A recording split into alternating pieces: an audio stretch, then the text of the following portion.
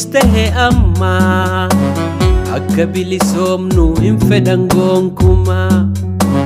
Diinan keenya hedduu duris tahe amma akka bilisoomnu hin fedhan gonkumaa.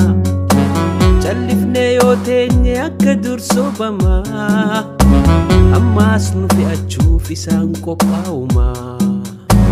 Nukaasaa yaa ilmaan Oromoo nukaasaa gabrumsaan nu miidheen buqqaane hittisaa kan bira kan buune iddoosaa bakka jirtan maraa warra isa finiinsaa.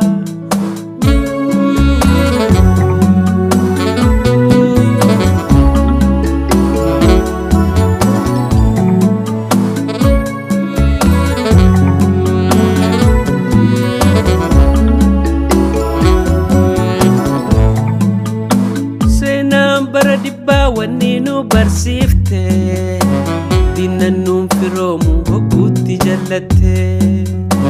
Seenaan bara dibbaa wanni nu barsifte diinan nuun firoomu hogguutti jallatte. Nuuf bakka bu'eetti dara nu waywaata if nu dagachiisee bar nu galaafata.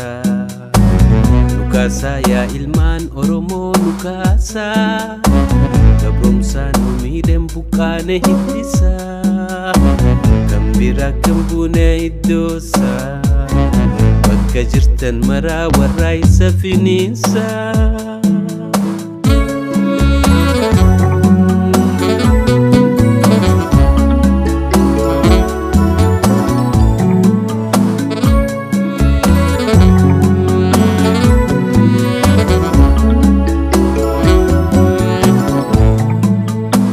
Arkan bariitee dhugumaan fakkaatti Oromoo dagamnaan nutti galgalooyti.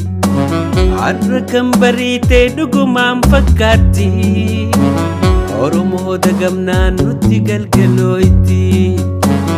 Barataa barattuu dargaggoo dubartiin deebineen gabrumnuu ka'aa qabsoodatti.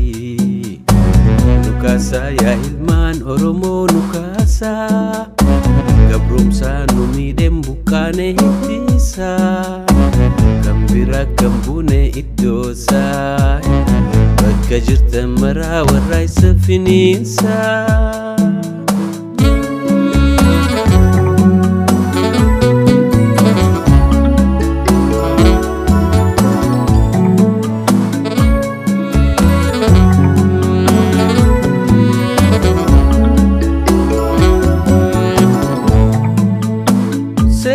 Bara dibbaa wanni nu barsifte diinan nuun firoomu hogguutti jallatte. Seenaan bara dibbaa wanni nu barsifte diinan nuun firoomu hogguutti jallatte. Nuuf bakka bu'eetti dara nu waywaata if nu dagachiisee bar nu galaafata. Nukaasaa yaa ilmaan Oromoo nukaasaa gabrumsaan nu miidheen buqqaane hittisaa kan bira kan buune iddoosaa bakka jirtan maraa warra isa finiinsaa.